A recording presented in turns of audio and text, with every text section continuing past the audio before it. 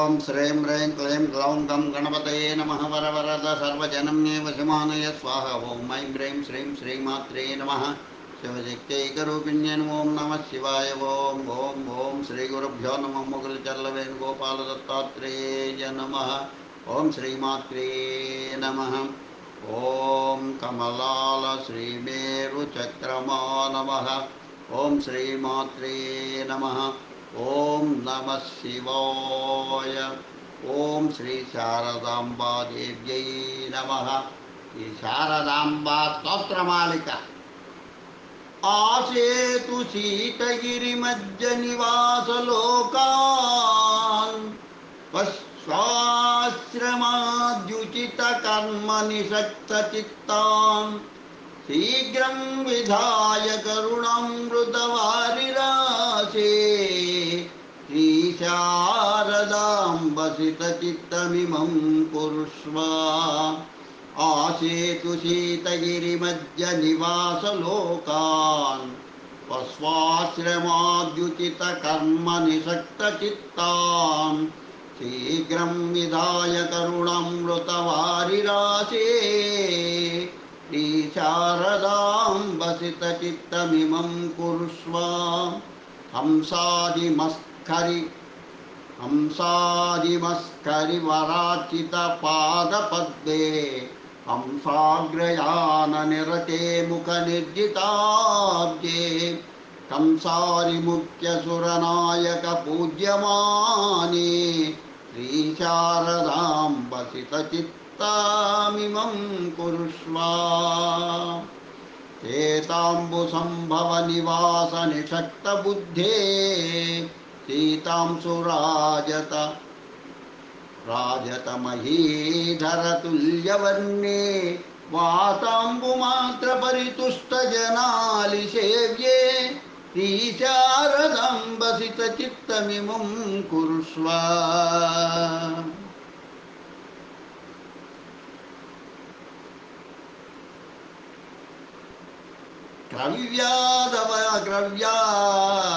గ్రవ్యాదవైరిముఖదే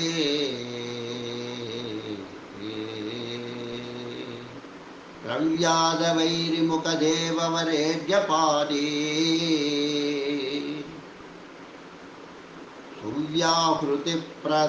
సువ్యాహృతిప్రదపదాంబుజాతు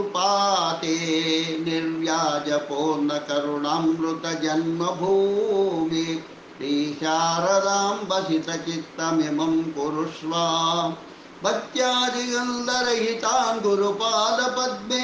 తచ్చేవనే చ సుతరాంగి నివృత్త భావాన్ లోకానవాంబ పరిశుద్ధ హృదో విధాయ శ్రీ శారదాంబసితచిత్తమిమం కురుష్వ అజ్ఞాత వేద నిచయ స్మృతి ముఖ్య గంధాన్ ఆమార్ధమాత్ర పురుషార్థదియో మనుష్యాన్ ఆమ్నాయ మార్గపథికాం సరసా విధాయ శ్రీ శారదాంబసితచిత్తమిమం కురుష్వ దేహాత్మవాద నిరతం సతతం హిమోదాత్ తత్పాలకనైక నిరతానపి నీచ వృత్యా కించ స్వవృత్తి విముఖాన్ పరిపాలయంతే శ్రీ శారదాంబసితచిత్తమిమం కురుష్వ పాపాంబురాశి వినిమజ్జన ముహ్యమాన నేనం దురంత విషయాశమజాస్య వాసే లోకం నివార్య తరసా కృపయా దురాశాం శ్రీ శారదాంబసితచిత్తమిమం కురుష్వ ఉద్వేగకాల పరితుష్ట హృదంబుజాత మప్యైహికాది నిచయే స్పృహయా విహీనం భీత్యారుషా చ సుతరాం రహితం విధాయ శ్రీ శారదాంబసితచిత్తమిమం కురుష్వ ఆకల్పకాలకి నివాస నిబద్ధ దీక్ష భూత్వా తథా కిల జగత్యపి ధర్మవృద్ధిం ప్రాపయ్య లోక పరిరక్షణమాచరంతి ఈ శారదాంబసితచిత్తమిమం కురుష్వ భాగ్యాబ్ది పూర్ణ శరదిందు సమూహ రూపే భక్తౌగ సస్యసిత భిన్న పయోద పంక్తే वेद मनोऽम्बुजनि बालदिवाकराभे श्रीशारदाम्बसितचित्तमिमं कुरुष्व प्राणादिवायुनिचयं विनिरुद्य चेतो हृत्पङ्कजे चिरतरं तव दिव्यमूर्ते ध्यानं विभुं रचयितुं प्रविधाय मातः श्रीशारदाम्बसितचित्तमिमं कुरुष्व काणादकापिलमुखेषु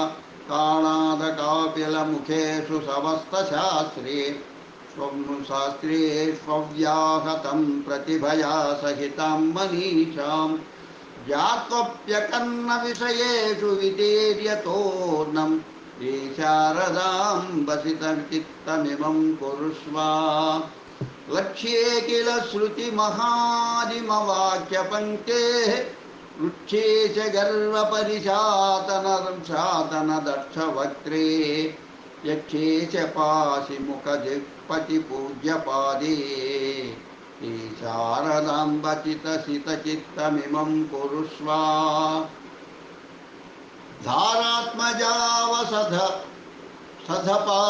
धारात्मजावसधपालनसक्तचित्तां तत्पालनात्तबहुदुःखततेश्च सोढ्वा स्वप्नेऽपि सौख्यरहितान् परिपाल्य लोकान् शारदाम्बसितचित्तमिमं कुरुष्व कारुण्यपूर्णनयने कलिकल्मषग्नि कन्दर्पवैरिसहजे कमलायताक्षि कस्तूरिकामकरिकाश्रितगण्डभागे श्रीशारदाम्बसितचित्तमिमं कुरुष्व नैवापहाय निजधर्ममतीव कष्ट कालेऽपि वाणि सुतरां निजधर्मवाञ्छाः भूयासुरासु पुरुषा कुरु तत्वदम्ब श्रीशारदाम्बसितचित्तमिमं कुरुष्व ईहाविहीनजनसन्तति चिन्त्यमान पादारविन्दयुगले प्रणतौ रजाय ईशित्वसिद्धिमुखसिद्धिततिप्रताप्रदात्री श्रीशारदाम्बसितचित्तमिमं कुरुष्व बालारुणाधरविनिर्जितपक्वबिम्बे केलावधूतशरदभ्रसनस्तगर्भे लीलाविनिर्मितविचित्रजगत्समूहे श्रीशारदाम्बसितचित्तमिमं कुरुष्व भक्तिं वितीर्य सुदृढां तव पादपद्मे दुःखालयेषु विषयेषु विरक्तिदार्ढ्यम् औत्सुक्यमप्यविरलं निगमान्तपाठे श्रीशारदाम्बसितचित्तमिमं कुरुष्व दोर्वादिमत्तगजसिंहदुरन्धरत्वं सर्वादिसेवितपदे तरसा वितीर्य दुर्वासनां हृदि गतां तरसा प्रमध्या श्रीशारदाम्बसितचित्तमिमं कुरुष्व पादाम्बुजप्रणतलोकविचित्रकाव्य कर्तृत्वदानचतुरे चतुरास्य जाये कुम्भेन्द्रकुम्भपरिपन्थिकुचे कुमारी श्रीशारदाम्बसितचित्तमिमं कुरुष्व चापल्यनैजनि भूविहृदम्बुजातं पापाम्बुरासि दृढमग्नमपेतपुण्यम् आत्मावबोधविधुरं गुरुभक्तिहीनं श्रीशारदाम्बसितचित्तमिमं कुरुष्व रङ्कोऽपि यत्करुणया प्रभवेत् सुरेशो मूकोऽपि तद्गुरुमहोवचसा जयेच्छ सा त्वं प्रभूतधनवाग्विभवप्रदात्री श्रीशारदाम्बसितचित्तमिमं कुरुष्व अम्बासु बोधय कृपाभरितैकटाक्षयी तत्त्वं परं यदवलोकनतो न भूयात् भूयोऽपि जन्मपदनं व्रतते कदाचित् श्रीशारदाम्बसितचित्तमिमं कुरुष्व कालक्ष्यभिक्त्यपुरवासनिभक्तभावे कालप्रतीपसहजे कलकण्ठकण्ठे कायप्रभाजिततुषारसितां सुशोभे श्रीशारदाम्बसितचित्तमिमं कुरुष्व यत्त्वं हि वीक्षणलवेन नताद्भकाणां सम्पोषणं प्रपुरुषे जगदम्ब सार्धं मीनाम्बकत्वमभजद्भवतीह तस्मात् श्रीशारदाम्ब हितचित्तमिमं कुरुष्व अष्टाङ्गयोगमखिलं तरसोपदिश्य नीत्वा च मध्यपदवीं सकशक्तिवायुम् एतश्च धामनि परे दृढमारचय्य श्रीशारदाम्बसितचित्तमिमं कुरुष्व ऐक्यावबोधनकृते प्रणमज्जनानां वक्त्रे विदुत्वमधतेऽत्रयुगे जषत्वं मध्ये च पञ्चमुखतां परिधारयन्ति श्रीशारदाम्बसितचित्तमिमं कुरुष्व श्रीशङ्करार्यकरपङ्कजपूजिताङ्घ्रे पाशं विविद्य तरसा भवनामभाजं साशं सदा हि विषयेऽप्युपभुक्तपूर्वे श्रीशारदाम्बसितचित्तमिमं कुरुष्व क्षीरार्भकप्रविलसत्करपङ्कजाते स्वाराज्यदानपरितोषितनम्रवृन्दे मेरास्यकान्तिपरिधूतसुधांशुबिम्बे श्रीशारदाम्बसितचित्तमिमं कुरुष्व कारुण्यसागरनिमग्नहृदम्बुजाते लावण्यजन्मसदनीकृतनैजदेहे कारुण्यनित्यविहृते निलयाङ्गसौधे श्रीशारदाम्बसितचित्तमिमं कुरुष्व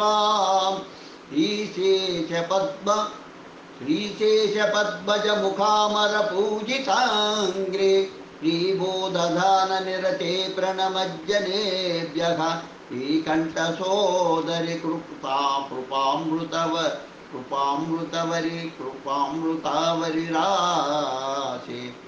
श्रीकण्ठसोदरि कृपामृतावरिराशे श्रीशारदाम्बसितचित्तमिमं कुरुष्व पूर्णानदीतटविहारविलोलचित्ते चूर्णानते सततिदाननिबद्धदीक्षे चूर्णायिताखिलचिरात्तहृदन्धकारे श्रीशारदाम्बसितचित्तमिमं कुरुष्व वैराग्यजन्मनिलयै परिसेव्यमाने वैयासकि प्रमुख मौनिजनैर्नितान्तं सच्चित्सुखात्मकतनो विधिपुण्यराशे श्रीशारदाम्बसितचित्तमिमं कुरुष्व यां वेत्तुमिच्छति मखानशनाद्युपायै लोके द्विजावलिरसौ बहुपुण्यपाकात् सोपायहीनमपि नैजकृपातिरेकात् श्रीशारदाम्बसितचित्तमिमं कुरुष्व इति शृङ्गेरी श्रीजगद्गुरु श्री सच्चिदानन्द शिवाभिनव नृसिंह भारती स्वामिभिः विरचिता श्रीशारदाम्बा स्तोत्रमालिका सम्पूर्णम्। ॐ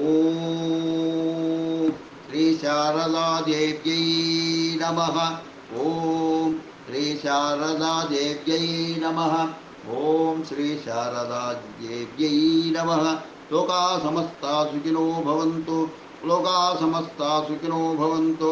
लोका समस्ता सुखिनो भवन्तु। ओम शांति शांति शांति स्वस्ति।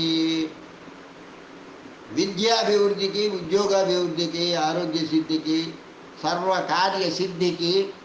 ఈ స్తోత్రాన్ని వింటూ ఉన్నట్టయితే ఆయుర ఆరోగ్య ఐశ్వర్యాభివృద్ధి కలుగుతుంది. తథాస్తు.